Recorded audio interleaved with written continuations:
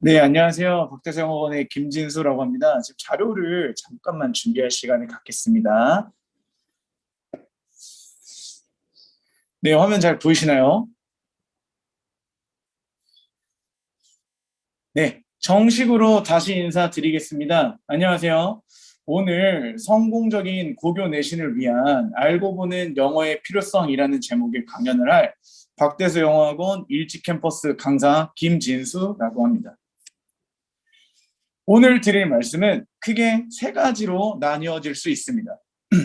첫 번째는 중학교 시험과 고등학교 시험의 비교, 두 번째는 고등학교에서 갖춰야 할 능력, 세 번째는 광명시 고등학교들의 출제 방향과 그에 대해 알아보고자 합니다. 위의 내용들을 다 살펴보면 간단히 학원의 교육 방식에 대한 소개도 하겠습니다. 다음 이모티콘을 보시면 어떤 감정을 좀 나타내는 것 같나요? 한번 채팅이 가능하시면 채팅으로 올려주셔도 될 것 같고, 힘드시다면 그냥 영상 보시면서 속으로만 생각해 보셔도 좋을 것 같습니다. 네, 뭐 난감, 충격, 뭐 황당, 당황, 뭐 다 나오네요. 네, 저는 이 모든 이모티콘을 이 이모티콘을 황당이라는 검색어로 얻어냈습니다. 네, 황당입니다. 멘붕. 네. 그리고 놀랍게도 이 이모티콘의 표정은 저희가 5월 초중순 상담에서 가장 빈번하게 봐온 고등학생 학부모님들의 표정이랑 가장 흡사한 표정입니다. 근데 왜 하필이면 5월 초중순일까요? 저희는 상담을 1년 내내 진행합니다. 근데 왜 하필 5월 초중순에 오시는 학부모님들 표정이 이토록 좋지 않은 채로 오실까요? 바로 5월 초중순이면 고등학생들 1학기 중간고사가 마친 직후입니다. 정말 아이 손을 잡고 오시는데 얼굴빛이 창백한 채로 오시는 분들이 많습니다. 그리고 하시는 말씀이 거의 다 비슷하십니다. 우리 애가 중학교 때는 100점이나 혹은 90점대를 벗어나 본 적이 없는데 이번 고등학교 첫 시험에서 50점대가 나왔습니다. 무슨 문제일까요? 라고 하십니다. 100점이나 그 근처에서 놀던 아이가 반타작이라는 건 정말 황당한 상황이죠. 아이가 고등학교 가서 공부를 소홀히 해서일까요? 그것도 아닙니다. 국어, 수학, 사회, 과학 점수는 열심히 하는 아이 기준으로 그대로거나 혹은 더 올랐다고 하시는 분들도 정말 많습니다. 영어 점수만 유독 안 나온답니다. 학부모님들도 굉장히 답답해하시고 아이도 굉장히 답답해합니다. 그리고 저희와 상담을 마치고 눈물을 보이는 아이도 간혹 존재합니다. 그럼 무슨 이유로 이렇게 열정적인 아이도 고등학교 시험에서 점수가 안 나올까요? 저희는 원인을 다음과 같이 제시합니다. 우선적으로 중학교 시험과 고등학교 시험의 차이를 알아보고자 합니다.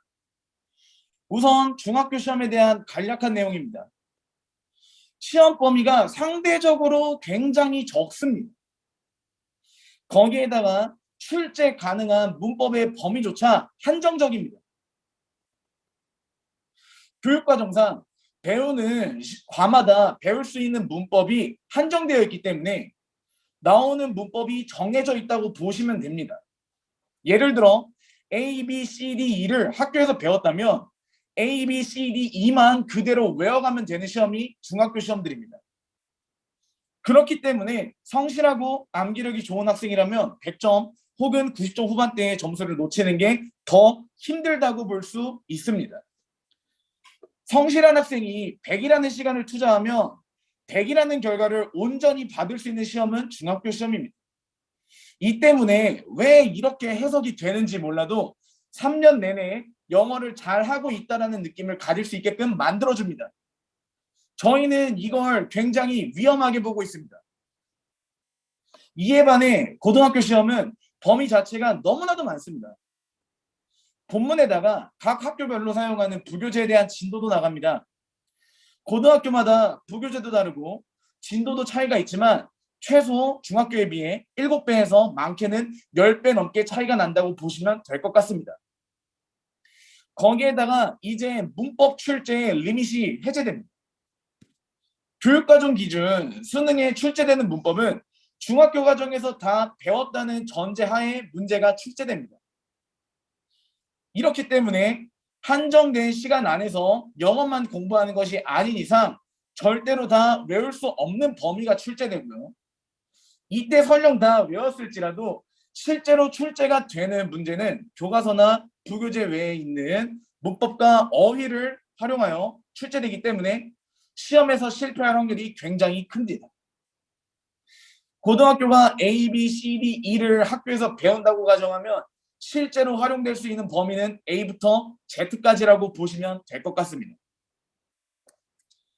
그렇기 때문에 고등학교 시험은 범위가 있지만 문제를 어렵게 내고자 하면 문법을 건드리면서 범위가 무색해지는 난이도를 가진 시험이 됩니다. 이때 가지고 있는 영어 실력, 즉 기본기가 부족한 학생들은 첫 시험부터 무너지게 되는 경우가 많습니다.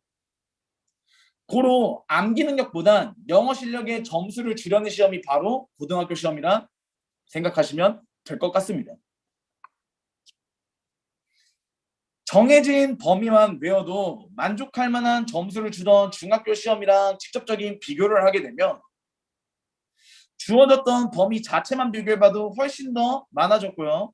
그 때문에 수배의 노력이 필요하며 게다가 문법이라는 무기로 난이도를 좌지우지합니다.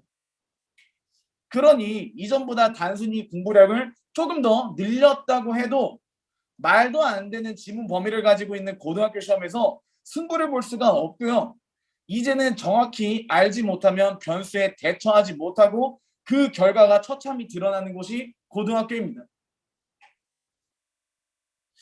이 때문에 정확히 알지 못하고 막연히 해석만 하던 학생들은 당연히 기존에 공부했던 양보다 더 많은 양을 공부해도 이전에 봤던 만족할 만한 점수는 쳐다도 못 보는 지경이 되는 것이며 당황스러운 결과로 인해 학부모님들께서 5월 초 중순 상담에 다시 오른쪽에 보이는 이런 모습으로 방문하시게 되는 겁니다.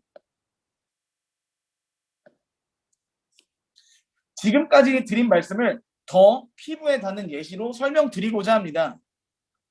지금 보고 계신 건 충현중학교 시험 문제와 그 출처인 교과서 본문입니다. 기본적으로 문제 전체가 다 교과서 본문과 거의 일치하지만 파란색으로 색칠이 된 부분만 보셔도 정말 토시 하나 틀리지 않고 외웠다면 당연히 고를 수 있는 문법 문제입니다. 이 부분들이죠. 아이들은 왜 이것이 정답이 되어야 하는지 이유를 몰라도 교과서만 제대로 외웠다면 충분히 고를 수 있는 시험 문제였습니다. 그나마 초록색으로 색칠된 부분에서 문법적인 지식을 묻고 있습니다. 하지만 이마저도 교과서 내용과 크게 달라진 부분이 없습니다. 목적격 관계대명사 대신 생략이 가능하다라는 간단한 문법적인 내용 하나만 외우고 있다면 충분히 고를 수 있는 선택지였습니다. 이 또한 문법에 대한 활용이 아닌 암기로서 접근이 가능할 수 있던 것이었습니다. 충현중뿐만일까요? 광명시에서 가장 시험 문제가 어렵다고 알려진 철산 중3학년 문제입니다.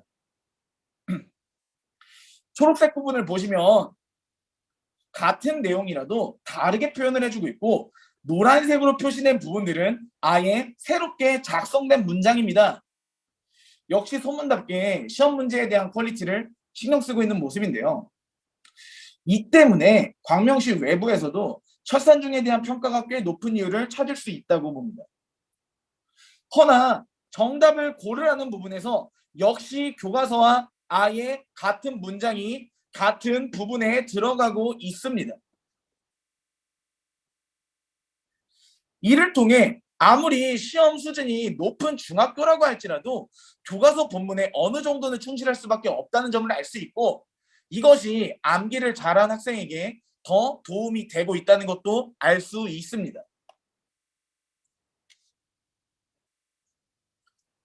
이번에는 고등학교 시험 문제를 보여드리고자 합니다. 보시는 문제는 소하고 1학년 기출문제와 그 출처인 부교재 지문입니다. 이젠 두 지문을 비교하고자 할 때 오히려 똑같이 쓰여진 문장을 언급하는 게 더 적을 정도로 지문에 대한 변형이 많습니다.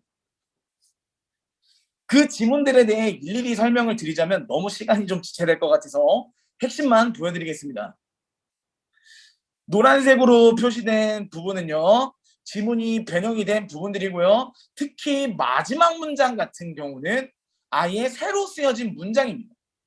근데 앞서 보셨던 철산 중에서도 새로 쓰여진 문장이 있었습니다만 지금 직접적인 비교를 통해서 보시면 수하고 같은 경우는 그 새로 쓰여진 문장에서 시험 문제가 출제가 되고 있습니다.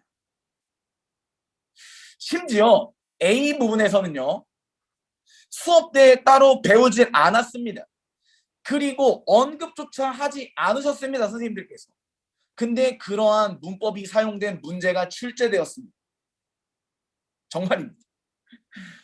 이때 위에 있는 지문을 아무리 열심히 외워도 아래 문제에 대한 정답을 넣을 수가 있을까요? 결코 아니었습니다. 해당 시험이 출제되었을 때 수하고 1학년 학생들 중에서 저 문제를 맞춘 학생은 10명도 안 되었습니다. 단순히 암기함으로써 풀 수 있는 수준의 문제가 아니고 내용에 대한 이해와 반드시 문장 구조와 문법을 통해 새로 쓰여진 문장에 대한 이해가 있어야 풀 수 있는 문제라고 보여집니다. 자, 그럼 어떤 능력을 갖춰야 제대로 볼 수 있을까요? 지금 이제 제가 보여드리는 문장은 저희가 이제 또 문제를 맞추신 분들에게 선물을 드리는 문제이기 때문에요. 한번 집중하시고 잘 보시면 될 것 같습니다. 저희가 상담할 때 주로 사용하고 있는 문장입니다. 그래서 지금 밑에 있는 해석들이 그때 나온 해석들인데 1번, 2번, 3번, 4번 중에서 부모님들께서 정답일 것 같은 번호를 채팅창에 지금 너무 네, 제가 시간을 좀 많이 드리려고 했는데 더 긴 시간이 필요가 없겠네요. 네, 많은 참여 감사합니다. 네, 이제는 네, 안 보내셔도 될 것 같습니다. 지금 너무 많은 분들이 정답을 말씀해 주셔가지고 네, 이 예를 하나만 좀 들어드리겠습니다. I called 대수 진수라는 문장을 해석시켜 오면 밑에 있는 확률로 보통 이런 식의 해석들이 나옵니다. 나는 불렀다 대수와 진수를. 나는 불렀다 대수에게 진수를.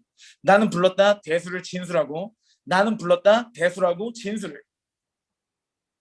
그리고 이 문장에 대한 해석이 이렇게 나왔을 때 이 친구들은 상상하면서 해석을 하고 있는 겁니다. 짧은 문장을 해석할 때조차도 상상을 하면서 해석을 하고 있고 이러한 과정을 통한 결과 또한 안타깝습니다. 틀렸죠? 그렇다면 나머지 15%의 학생들은 또 정확히 알고 봤을까요? 이렇게 해석한 학생들에게 묻습니다. 왜 이렇게 해석을 했느냐고 물으면 그냥요. 이렇게 해석하라고 배웠기 때문에 그냥 외웠어요. 그냥 이런 패턴들을 외워서 하는 대답들이 절반은 되었습니다. 그럼 이 친구들도 사실은 정확히 알고 해석한 게 아니라 단순히 외우고 배웠던 내용에 상상을 더했을 때 그 운이 좋았던 결과라고 보여집니다. 저희는 이 문장을 설명할 때 I라는 주어 이후에 cold라는 동사가 나왔고 그 다음엔 대수가 목적어, 진수가 목적격 보어로 쓰인 오형식 문장입니다. 라는 대답과 이 때문에 오형식 해석 중 하나인 목적어를 목적 보어라고 해석을 해줘야 한다. 라는 대답이 나와야 정확하게 알고 본다고 여깁니다. 저희는 같은 문장이라도 알고 보는 것과 모르고 보는 것은 차이가 크다고 여깁니다. 문장 구조에 대한 이해가 없으면 어떻게 공부를 하더라도 결국 새로 보는 문장을 볼 땐 상상하면서 글을 읽을 수밖에 없습니다. 그렇기 때문에 저희는 학원에서만 사용하는 기호를 통하여 문장 구조를 분석하게 하고 구조된 문장을 보면서 아이가 알고 보는지 모르고 보는지를 선생님들이 판단하며 가르칠 때 왜 이렇게 해석이 되어야 하는지 구조적으로 설명하면서 스스로 깨닫게 합니다. 이 때문에 상담 이후에 아이들이 여태 영어를 잘못 공부했다는 억울함을 토로하는 경우도 있고 그 억울함에 눈물을 보이는 경우도 간혹 있는 겁니다. 짧은 문장은 상상해서 어울리는 말을 만들어낼 수는 있습니다. 하지만 긴 문장은 구조에 대한 이해가 없으면 상상조차 못하기에 저희는 정확하게 알고 보게 하기 위해서 문법에 기초한 구조 분석을 고등학교 시험에 대한 해결책으로 제시합니다. 왜 이러한 능력을 갖춰야 하는지에 대한 추가적인 설명을 광명시 고등학교들의 내신 영어 문제 출제 방향으로 말씀드리겠습니다. 먼저 본론에 앞서서 저희 학원은 영어학원이지만 좀 아이들의 배경 지식의 함량을 위해서 세계사 시험을 따로 보고 있는 좀 특이한 영어학원입니다. 세계사 시험을 봐요. 저도 워낙 역사를 좋아하기 때문에 나서서 출제를 하고 있습니다. 근데 그때 출제를 할 때 이러한 딜레마에 빠집니다. 시험 문제가 너무 쉬워서도 안 됩니다. 그렇다고 시험 문제가 너무 또 어려우면은 공부를 열심히 한 친구들도 점수가 나오지 않아서 실력에 대한 분별이 없습니다. 그러니까 이것 때문에 평가원 교수님들이나 다른 학교 선생님들에 대한 존경심이 더 커지게 된 계기가 되었습니다. 문제 출제가 정말 어렵더라고요. 다음 주에 또 이제 시험을 앞두고 있는데 문제 출제하는데 정말 스트레스를 많이 받고 있습니다. 네, 각설하고 다른 시험도 마찬가지입니다. 평이한 난이도를 기준으로 각 시험은 대체로 문제 수준을 평이하게 가져가되 필살기 문제들을 출제합니다. 영어에선 그게 바로 문법 문제와 서술형 문제입니다. 그냥 암기만 해도 맞출 수 있던 내용 일치 문제나 주제, 제목 찾는 문제와는 달리 문법 문제와 서술형 문제야말로 본문을 아무리 외워도 절대 그것만으로는 정답을 맞출 수 없는 문제입니다.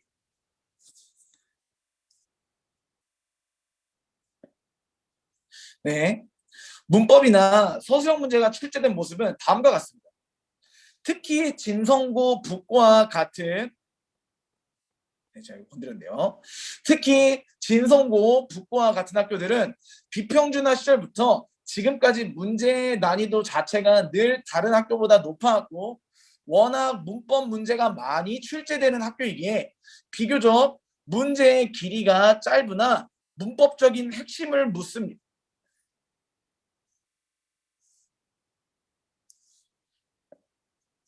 다음은 평준화 이후에 아이들의 학습 분위기 조성이나 학교의 학습 지원 등으로 가장 높은 주가를 올리고 있는 수학고입니다. 이 학교도 기본적으로 열심히 하는 친구들이 많으므로 문제의 난이도를 결코 쉽게 출제하지 않습니다. 그리고 배점을 기본적으로 문법과 서술형을 연계한 문제에 높게 채점을 하면서 문법적인 완성이 안 된 아이들에게 많은 점수를 뺏어가는 학교입니다. 문법적으로 완성이 안 된 친구들에게 높은 점수를 줄 수 없다라는 걸 이야기하는 겁니다. 시험 문제가 쉽다고 평가되는 광문고, 광희고 같은 경우에 문법 문제의 수가 상대적으로는 적으나 이러한 긴 문장들에서 출제가 되는 경우가 잦아 아이들의 시간을 많이 잡아먹으려는 모습들을 보입니다. 하지만 문법적인 부분들을 제대로 이해하고 설명할 수 있으면 시간을 빼앗길 수가 없고 문제를 풀 수가 있어서 더 유리한 상태로 시험에 임할 수가 있습니다.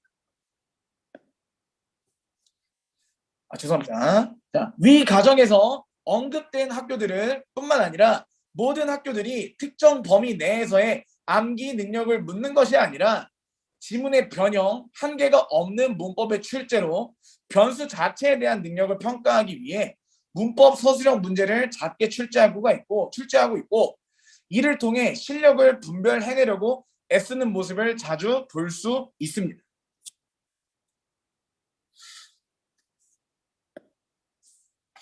문법과 서술형 문제뿐만 아니라 최근 추세는 어휘 쪽도 같이 공략하는 추세입니다. 수능이 절대평가이긴 하나 지문의 난이도는 이전의 시험들에 비해 점점 올라가고 있기 때문에 각 학교에서도 그에 대한 대비책을 어휘로서 세우고 있습니다. 소하고 이 기출문제를 보시면 소하고 이 기출문제입니다. 문법 문제는 아닙니다. 하지만 보기에 있는 어휘들은 범위 내에 있던 어휘가 아니었고 단어들이 아니었고 문법적인 부분도 잡혀있지 않으면 해석조차 불가능한 문장을 새로 써서 난이도를 조절하고 있습니다. 광명고도 마찬가지입니다. 본문 내용을 외워와서 쉽게 내용에 대해 이야기할 수 있어도 보기에 있는 새로 쓰여진 문장에 대해 정확히 해석을 요구하고 있기 때문에 보기에 있는 문장이 또한 걸림돌이 될 수 있습니다. 진성고 같은 경우는 아예 어휘 문제가 시험지의 반페이지를 장악하고 있습니다.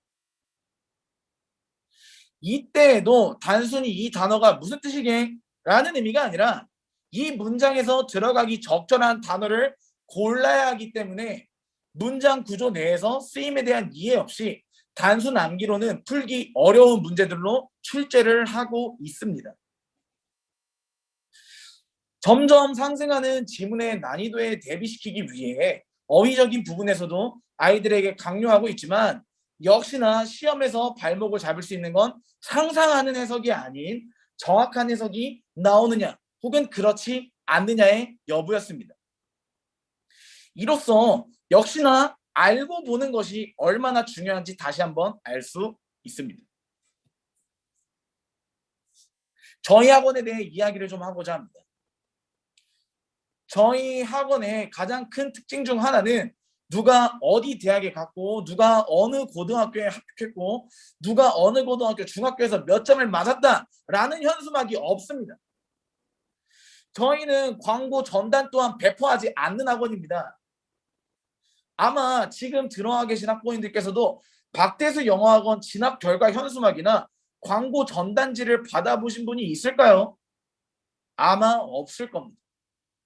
그럼 어떻게 광고 없이 15년 동안 광명시에서 가장 손꼽히는 영어학원으로 자리매김하게 되었을까요? 저희가 굳이 드러내지 않아도 소하고 1학년 영어 1등급 11명 중에 5명, 광이고 3학년 영어 전교 1등, 남매가 중학교 1학년 초등학교 5학년에 들어와서 오빠는 광문고 전교 1등으로 서울대 진학, 동생도 광문고 전교 1등으로 의대 진학 등 본원 출신 학생들이 보여주는 결과가 자연스럽게 드러나고 있었습니다. 그리고 제일 중요했던 건 뒷부분입니다. 원장님이 학부모님들께 보여드리는 진심입니다. 가운데에 있는 글은요.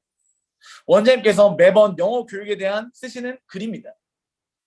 학원을 믿고 보내주시는 학부모님들에게 저희의 교육 방식에 대한 확신을 전달해드리고 있습니다. 그리고 이 사진은요. 원장님께서 방학마다 학부모님들을 대상으로 여기 밑에 학부모 특강이라고 살짝 적혀 있는데 너무 글씨가 작아서 제가 설명드리는 점 양해 부탁드립니다. 학부모님들을 대상으로 학부모 특강을 진행하고 계신 사진입니다. 아이가 배우는 방식을 학부모님들께도 똑같이 가르쳐 드립니다. 아마 자녀들을 보내고 계신 학원에서 이런 식의 특강을 진행한다고 들어보신 적은 절대로 없을 거라고 저는 확신하고요. 학원 관계자들께서도 이게 어느 정도의 자신감이신지는 더 잘 알 거라고 생각합니다. 단순히 저희가 이러한 것을 한다고 지금 자랑을 하는 것이 아니라 아이가 배우는 걸 입시와도 무관한 학부모님들 배울 수 있다는 사실을 보여드리는 것이 박대수 영어학원이 입시 영어뿐만 아니라 영어 그 자체에 대한 교육을 지향한다는 사실을 보여드리는 겁니다. 이렇게 다른 학원들과 차원이 다른 기행으로 광고 없이 저희는 입소문을 만들어냅니다. 이를 통해서 저희는 가치를 알아봐 주시는 학부모님들께 그 가치를 더 증명하려고 애쓰고 있고 이를 알아봐 주신 분들 덕에 15년째 광명시에서 가장 유명한 영어학원이라는 타이틀을 지키고 있습니다. 학원의 기호를 이용하여 구조 분석을 하고 있는 본원 재원생들입니다. 나이가 좀 어린 친구들이에요. 왼쪽부터 차례대로 중학교 2학년, 여기다가 쓰겠습니다. 중2, 그리고 이제 올해 초등학교 6학년, 그리고 올해 초등학교 6학년이 되는 친구들입니다. 그리고 그 친구들의 질문과 그리고 문제를 풀 때 접근 방식을 잠깐 보여드리겠습니다. 특히 가운데 있는 사진은요, 고등학교에서 혹은 수능에서 물을 만한 문법인 과거 분사와 현재 분사를 비교하라는 질문에 대한 답입니다. 부사절에서 주어와 비동사가 생략되기 때문에 과거 분사가 오면 수동의 의미로 쓰여 뒤에 목적어가 못 온다라는 답을 초등학교 6학년이 직접 하고 있습니다. 그리고 오른쪽에 있는 사진은요, 고등학교 모의고사 문법 문제에 대한 정답을 찾고 틀린 이유를 작성하는 수업에서 초등학교 6학년이 되는 아이가 적은 답입니다. 이 두 친구는 다른 친구입니다.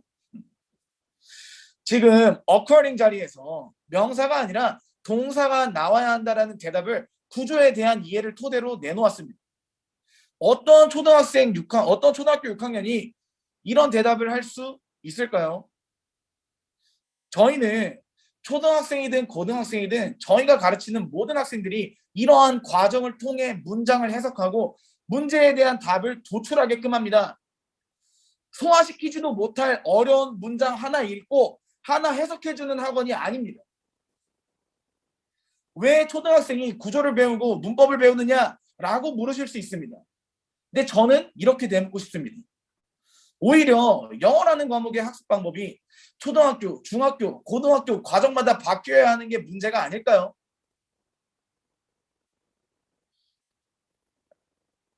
마지막으로 최근에 개봉한 Don't Look Up이라는 영화입니다. 영화를 안 봤지만 혹시라도 보실 의향이 있으신 분들이 계신다면 스포일러가 좀 있을 수 있는 점 미리 말씀드립니다. 시놉시스를 간략히 말씀드리자면 주인공들은 6개월 뒤 지구가 해성과의 충돌로 멸망하니 대비해야 한다라는 소식을 전합니다. 하지만 사람들은 오히려 그들을 비웃고 그 내용을 믿지 않습니다. 하지만 점점 다가오는 해성이 마침내 육안으로도 보이기 시작할 때 사람들은 그제서야 그에 대한 해결책을 찾기 시작하나 그땐 이미 늦었고 결국에 인류는 멸망하게 됩니다. 오늘 제가 드린 말씀이 잘 와닿지 않으실 수 있습니다. 우리 아이는 중학교 때 영어 점수가 이렇게 높은데 설마 고등학교 가서 반타작이 될까? 7, 80점대를 받게 될까? 라는 생각을 하실 수 있습니다. 허나 점점 결과들이 하나, 둘 피부에 닿기 시작하고 해결책을 찾는다면 돌이킬 수 없을 만큼 늦을지도 모릅니다. 혜성이 충돌한다고 외치던 영화 속 주인공이 오늘 제 모습이 아니길 간절히 바라며 현실을 부정하려 하지 마시고 지금 상황에서 최대한 빨리 각자의 방법을 찾길 바라겠습니다. 감사합니다.